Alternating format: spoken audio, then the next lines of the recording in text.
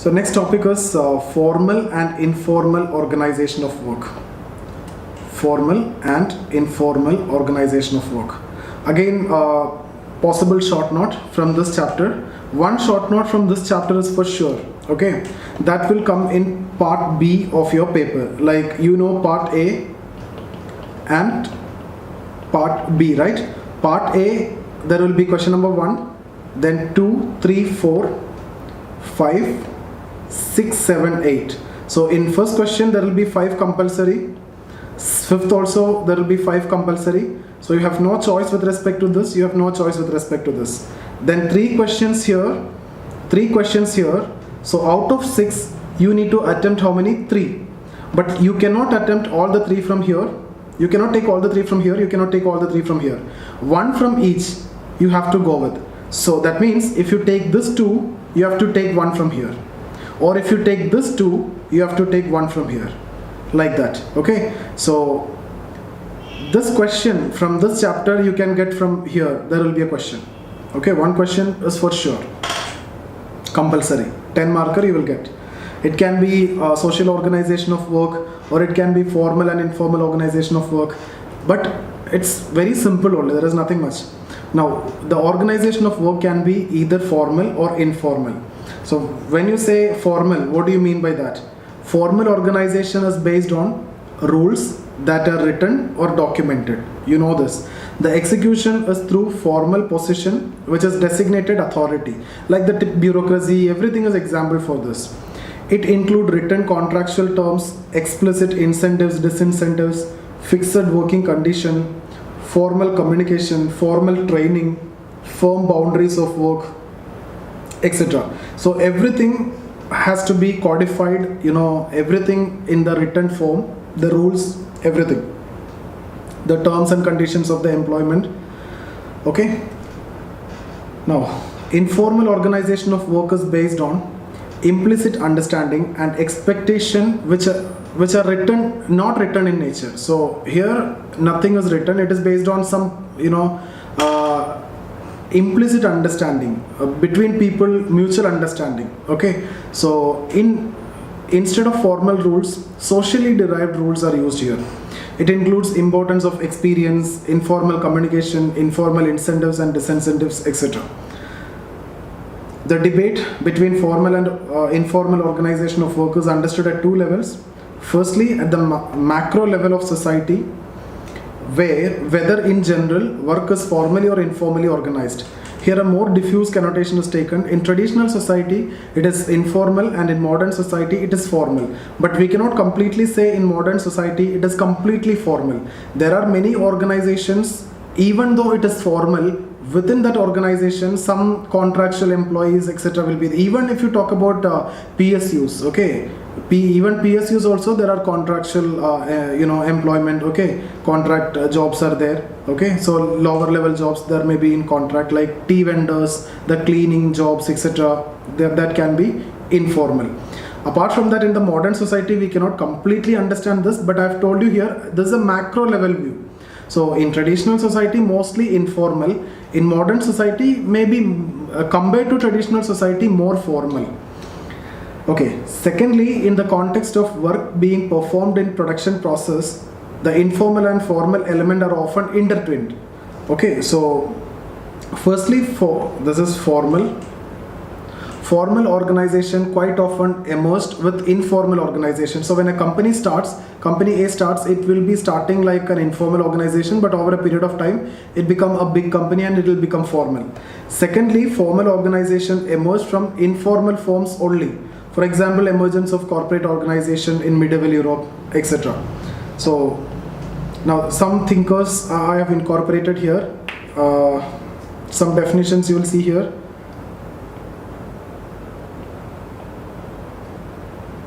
But ultimately what you need to see is what is formal, the typical understanding, what is informal, the typical understanding of this. This is based on rules and regulations, everything written in nature, but this is like mostly between between people only that communication is there. That is why it is informal. There is no written or codified rules and regulation. Everything is between, the employee and employer. Okay, and socially derived rules are mostly you can see in informal type. So according to these thinkers, organizations are different from other social units like family, kinship, friends, etc.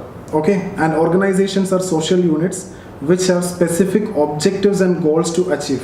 Organizations existed in one form or the other since time immemorial, from Harappan organization to modern business houses. Rise in division of labor has also been accompanied by consequent rise in types of organization. Political, economic, and other functions are now performed by distinctive organizations.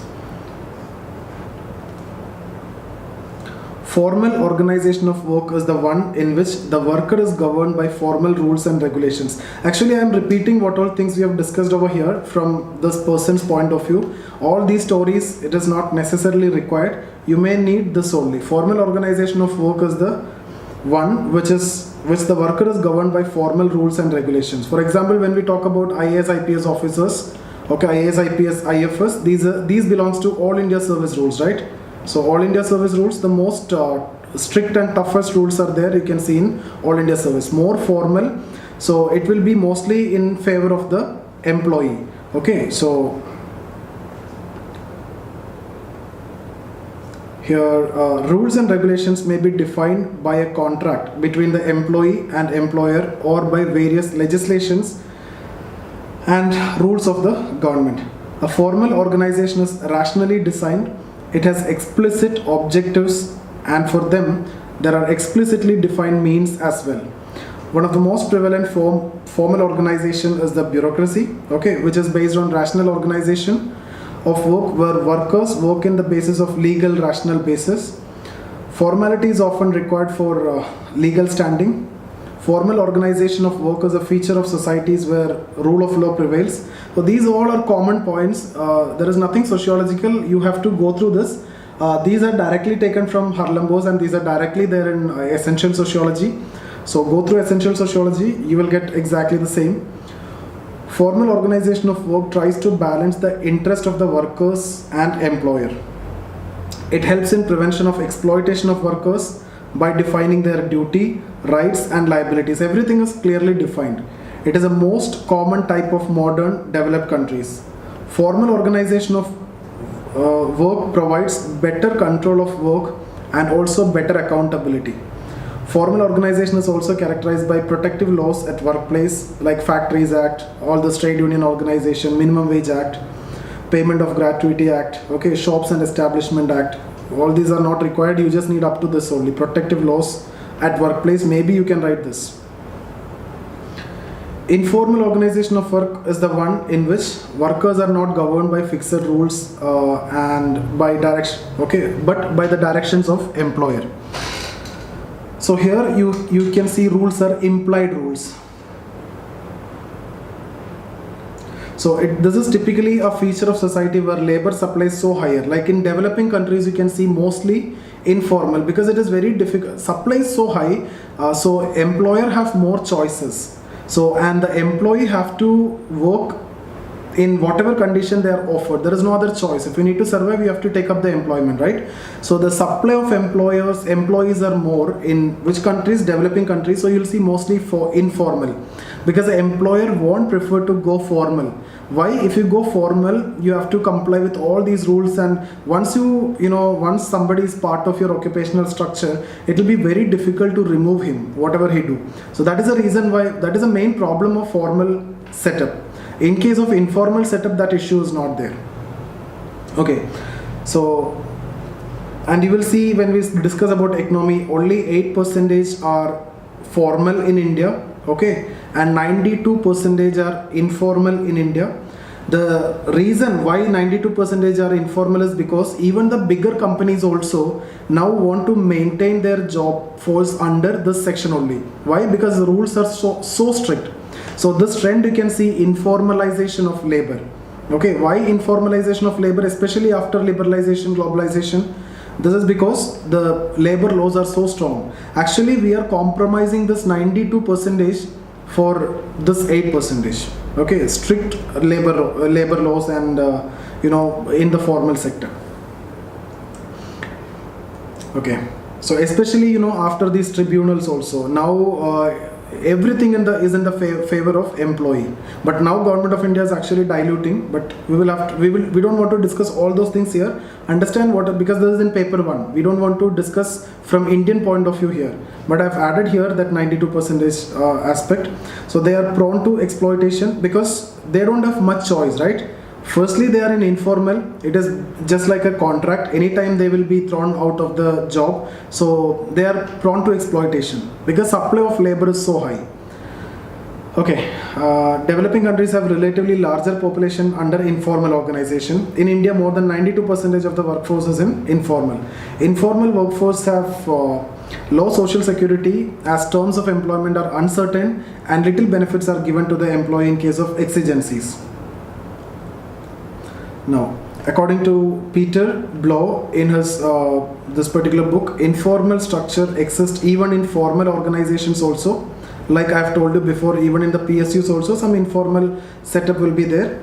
Similarly, small informal organization, when they grow big, they require formal rules and procedures for working for better management of tasks. So both are actually intertwined. Even if you talk about a formal structure, there is an element of informality, and similarly within informal also, when they grow big, they need to be formal, like they need a commander. Okay, so everything has to be on command, then only that efficiency will be there, so it will automatically get formalized.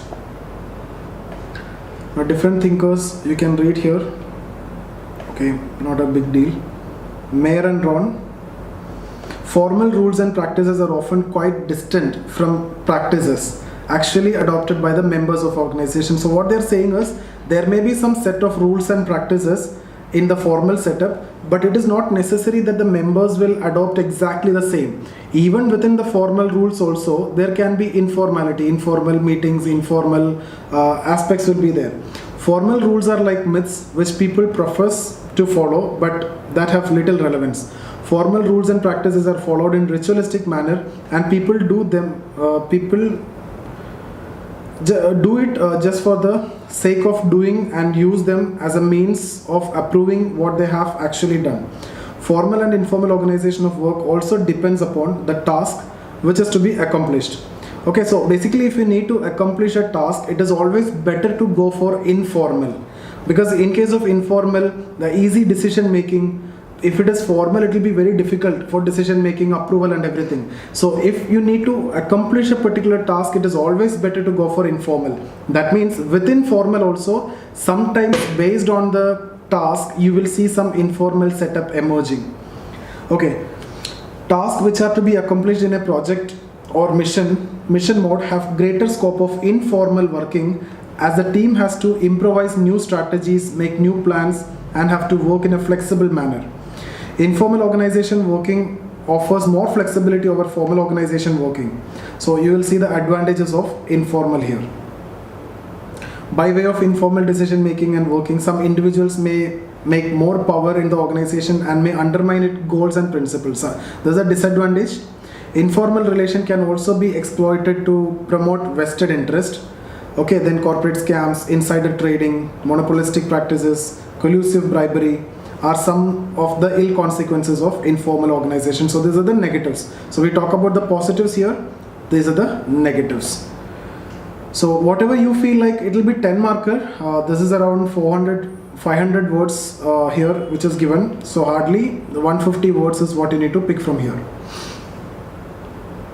It's not a difficult one to understand. There is not much thinkers or anything here, not much sociological concept also. Just prepare 150 words or 200 words maximum, write the same thing.